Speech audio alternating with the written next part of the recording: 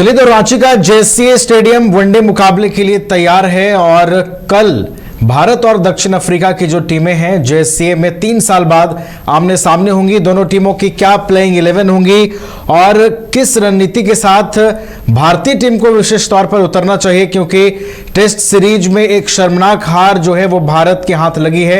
ऐसे में बदले की तैयारी से भी टीम इंडिया उतरना चाहेगी। पहले मुकाबले की प्लेइंग 11 क्या होगी, कहां मजबूती जो है वो डालनी चाहिए टीम के अंदर, तमाम चीजों पर चर्चा करेंगे। हमारे साथ हमारे स्पोर्ट्स एक्सपर्ट राकेश रंजन जी हमारे स्टूडियो में मौजूद हैं। रंजन जी, देखिए अब काउंटडाउन शुरू हो गया है, महज कुछ घंटे बाकी हैं और फिर वनडे मुकाबला शुरू होगा। क्या तैयारियां इस बार दिखाई दे रही हैं टीम इंडिया की, कहां और मजबूती डालने की आवश्यकता है टीम के अंदर, और जेएससीए के खास तौर पर पिच पर बात करें तो यहां उसको भांपते हुए प्लेइंग 11 क्या होने वाली है? देखिए, जो रांची है यहां पर टीम इंडिया को कुछ बड़े फैसले लेने हैं और वो फैसले ऐसे होंगे जिनका की इम्पैक्ट दूरगामी होगा, वो प्रभाव पड़ेगा और रांची इसके लिए जानी भी जाती है। अगर आप देखिए कि वो 2013 का साल था, तारीख 23 अक्टूबर था और भारत और ऑस्ट्रेलिया के बीच मुकाबला हो रहा था और उसी मैच के दौरान ये फैसला लिया गया था कि रोहित शर्मा अब वनडे इंटरनेशनल में भारतीय टीम के लिए पारी की शुरुआत करेंगे। वो रांची का जेएससीए स्टेडियम ही था, हालांकि वो मैच पूरा नहीं खेला जा सका था, बारिश ने धुल दिया था वो मैच। हालांकि रोहित शर्मा ने तब तक 9 रन बना लिए थे, नाबाद वापस वो लौटे थे उस मैच में। तो उस फैसले का क्या इंपैक्ट पड़ा, कितना दूरगामी इंपैक्ट पड़ा, वो हम और आप देख रहे हैं। और आप देखिए कि रोहित शर्मा अभी तक एज ए ओपनर खेल रहे हैं और यहां पर यह कोई फैसला लेने की बात नहीं है कि रोहित शर्मा ओपनिंग करेंगे या नहीं करेंगे। यह तय है कि रोहित शर्मा जो है वो पारी की शुरुआत करेंगे। लेकिन जो बड़ा सवाल है वो ये है कि रोहित शर्मा पारी की तो शुरुआत करेंगे, लेकिन उनके जोड़ीदार कौन होंगे, ये एक बड़ा फैसला है जो कि टीम मैनेजमेंट को लेना है, क्योंकि यहां पर 2 कंटेंडर हैं। देखिए, शुभमन गिल नहीं है, अगर वो होते तो स्वाभाविक चॉइस होते क्योंकि वो टीम के कैप्टन भी हैं। तो अब यहां पर जो 2 कंटेंडर हैं वो हैं यशस्वी जायसवाल और ऋतुराज गायकवाड़। ये 2 खिलाड़ी हैं जो कि रोहित शर्मा के साथ पारी की शुरुआत के लिए जो है एक दूसरे को कंपीट करते हुए दिख रहे हैं। अब अगर आप देखिए तो जो यशस्वी जायसवाल हैं उन्होंने अब तक सिर्फ एक वनडे इंटरनेशनल खेला है। इसी साल की शुरुआत में इंग्लैंड के खिलाफ नागपुर में वो मुकाबला हुआ था और तब उन्होंने 15 रन बनाए थे, तो एक वनडे और 15 रन। और दूसरी तरफ ऋतुराज गायकवाड़ हैं जिन्होंने की 6 वनडे खेले हैं और 115 रन के आसपास बनाए हैं। तो अगर इंटरनेशनल क्रिकेट में देखिए तो दोनों के प्रदर्शन के बीच आपको बहुत बड़ा गैप नहीं दिखेगा। लेकिन जब आप रिसेंट फॉर्म देखते हैं तो टेस्ट क्रिकेट में जो अभी रहा वहां पर यशस्वी जायसवाल ने जो रिसेंटली कंक्लूडेड साउथ अफ्रीका के साथ टेस्ट सीरीज है वहां पर सिर्फ एक पारी में अर्धशतक लगाया, बाकी 3 पारियां उनकी अच्छी नहीं गई हैं। तो दूसरी तरफ यशस्वी जायसवाल ने साउथ अफ्रीका ए के खिलाफ वनडे इंटरनेशनल में एक मैच में शतक भी लगाया है, एक हाफ सेंचुरी भी लगाई है। रणजी ट्रॉफी में भी एक शतक मारा है और एक अर्धशतक उन्होंने लगाया है और दिलीप ट्रॉफी में 184 रनों की पारी खेली है। तो उनका जो रिसेंट फॉर्म है वो बहुत बढ़िया है और वो पिक पर दिखाई दे रहे हैं।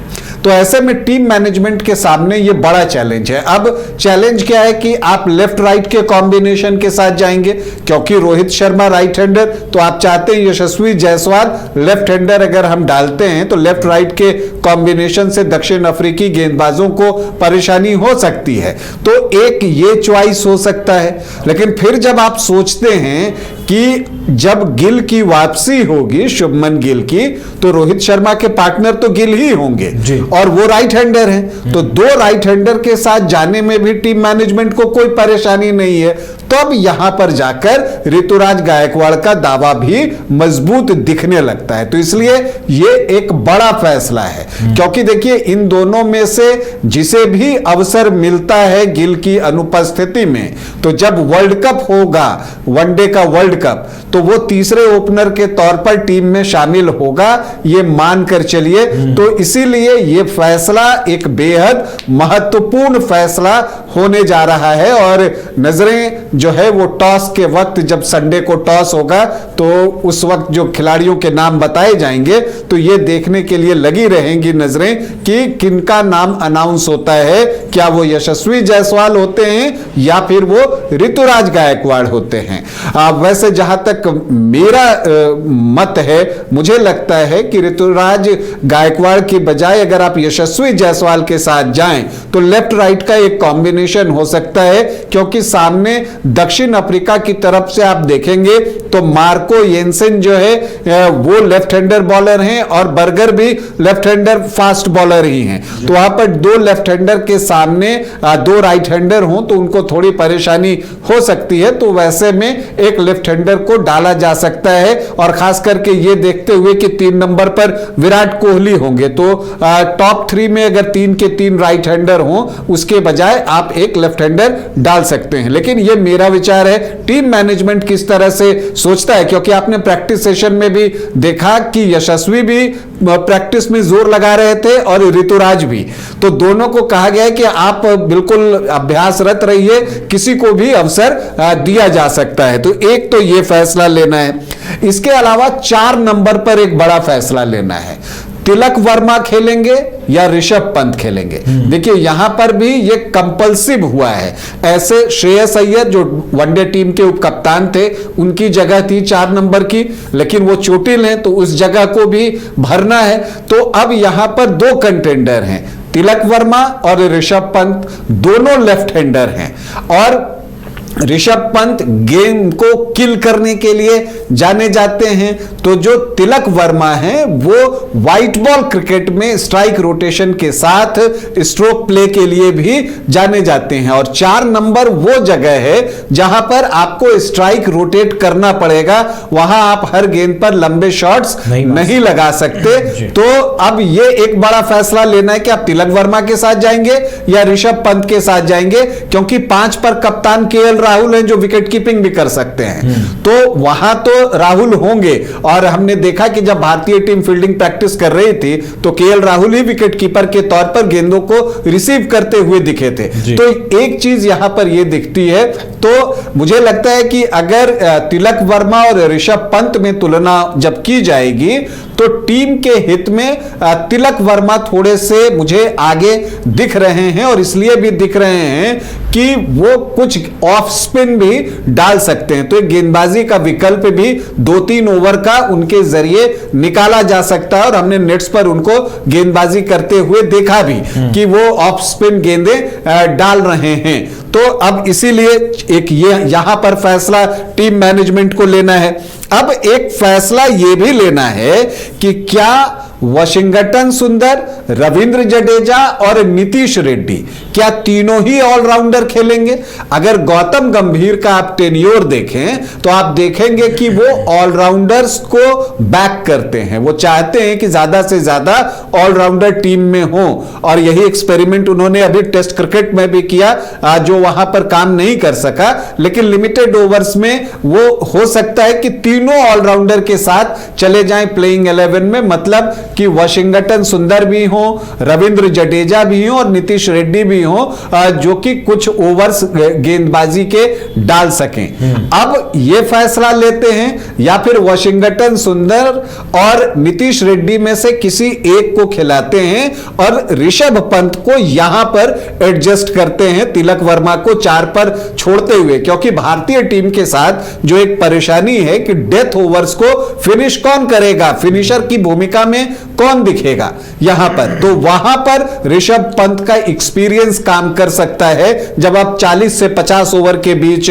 रहते हैं तो वहां पर एक एक्सप्लोजन देखने को मिल सकता है। लेकिन जो गौतम गंभीर का अब तक हम लोगों ने देखा है उसमें हम ये देखते हैं कि वो ऑलराउंडर्स को बैक करते हैं। तो वैसी परिस्थिति में तीनों ऑलराउंडर आपको खेलते हुए दिख सकते हैं। तो ये कुछ बड़े फैसले हैं जो अब आपको लेने हैं। इसके अलावा ये भी फैसला लेना है कि किस टेम्पो के साथ रन गति को आगे रखा जाएगा। क्या वो फियरलेस क्रिकेट जो भारतीय टीम खेलते रही है उसे ही बरकरार रखा जाएगा या कुछ स्ट्रैटेजी बदलेगी? क्योंकि दक्षिण अफ्रीका के खिलाफ टेस्ट सीरीज में जो हार मिली है उससे दबाव एक भारतीय टीम पर आई है, इससे आप इनकार नहीं कर सकते।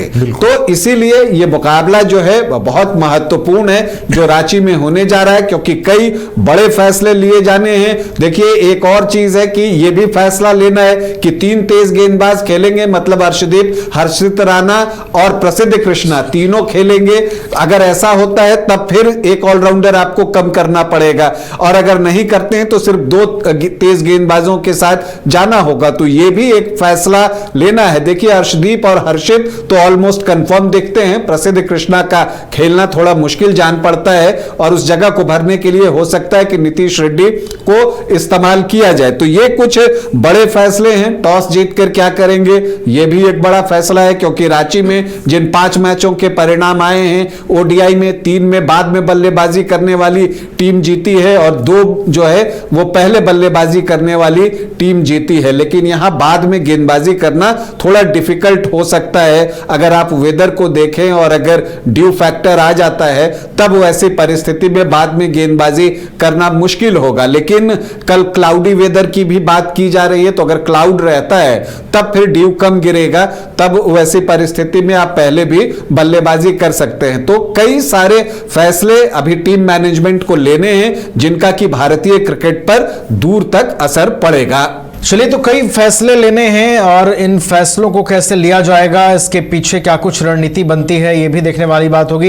लेकिन राकेश रंजन जी, एक और चीज है, देखिए टेस्ट सीरीज में जिस तरीके से भारतीय टीम पिटी है, एक मनोवैज्ञानिक दबाव भी कहीं ना कहीं होगा और साउथ अफ्रीका इस कोशिश में होगी कि उस मनोवैज्ञानिक दबाव का फायदा रांची में उठाया जाए, क्योंकि गुवाहाटी के बाद सीधे टीमें रांची ही पहुंची हैं। या नेचुरली देखिए जिस तरह से दक्षिण अफ्रीका ने 2-0 से टेस्ट सीरीज जीती, ये रेयर चीज है कि भारत में आकर कोई भारत का क्लीन स्वीप कर दे। हालांकि रिसेंटली 2 बार हो गया न्यूजीलैंड और दक्षिण अफ्रीका का। तो एक आप कह सकते हैं साइकोलॉजिकल एडवांटेज साउथ अफ्रीका के पास है। लेकिन जो एक अच्छी बात है वो ये है कि जो टेस्ट टीम में प्लेयर्स थे उसमें अब एक बदलाव हो गया है, क्योंकि अब यहां रोहित शर्मा आ गए, विराट कोहली आ गए, अर्शदीप सिंह आ गए, तो कई खिलाड़ी, हर्षित राणा आ गए। तो अब कई वो खिलाड़ी हैं जो कि नए खिलाड़ी हैं और जो कि यहां पर तिलक वर्मा हैं, तो वो उस चीज को झेल कर नहीं आए हैं। जो वो हार है वो उनके दिमाग में उतना हावी नहीं होगा। और दूसरी बात यह है कि रोहित शर्मा और विराट कोहली के आने से एक एक्सपीरियंस टीम में बहुत बढ़ जाता है। और यह बात मानकर चलिए कि अगर रोको चले गए तो दक्षिण अफ्रीका को वो रोक देंगे, यह बात भी तय है। और आपने देखा कि भाई ऑस्ट्रेलिया में जब आखिरी वनडे इंटरनेशनल खेला जा रहा था तो रोको दोनों चल गए थे। रोहित ने सेंचुरी लगा दी थी, उन्होंने हाफ सेंचुरी, तो कितनी आसानी से उन्होंने ऑस्ट्रेलिया को ऑस्ट्रेलिया में पराजित कर दिया था। दूसरी बात, ये रेड बॉल क्रिकेट नहीं है, ये व्हाइट बॉल क्रिकेट है। दुनिया की नंबर 1 टीम भारत है व्हाइट बॉल क्रिकेट में, तो उसका एक एडवांटेज तो है। थोड़ी सी गेंदबाजी को लेकर, तेज गेंदबाजी को लेकर थोड़ा सा कंसर्न जरूर है कि यहां पर अर्शदीप, हर्षित राणा, बुमराह और सिराज की कमी को कितना पूरा कर पाएंगे, क्या ये देखना जो है दिलचस्प होगा। क्योंकि हर गेम नया होता है तो उसका लाभ जो है भारतीय टीम लेगी इस थॉट का कि हां आज एक नया दिन है, हम नए तरीके से खेलेंगे। और रोहित शर्मा और विराट कोहली के आने से जो है टीम का मनोबल बढ़ा है। जब मॉर्ने मार्केल कल प्रेस कॉन्फ्रेंस कर रहे थे तो उन्होंने ये बातें कही भी कि रोहित और विराट के आने से टीम का मनोबल बढ़ा है, उनके ऊपर जिम्मेदारी भी है और दोनों कई बार इस तरह की परिस्थितियों से टीम को निकाल चुके हैं। तो मुझे लगता है कि अगर रोको चल गए तो फिर दक्षिण अफ्रीका के लिए मुश्किलें बड़ी हो जाएंगी। चलिए, तो रोको के चलने का इंतजार है, जेएससीए भी तैयार है और अब बस मुकाबले का इंतजार है। एक बेहद रोमांचक मुकाबले की उम्मीद राजधानी के क्रिकेट फैंस कर रहे हैं और देखना होगा कि भारत और दक्षिण अफ्रीका के बीच रविवार से शुरू हो रही वनडे सीरीज में पहले मुकाबले में बाजी कौन मारता है और सीरीज में बढ़त किसके हाथ लगती है। बहुत बहुत शुक्रिया राकेश जी हमारे साथ जुड़ने के लिए।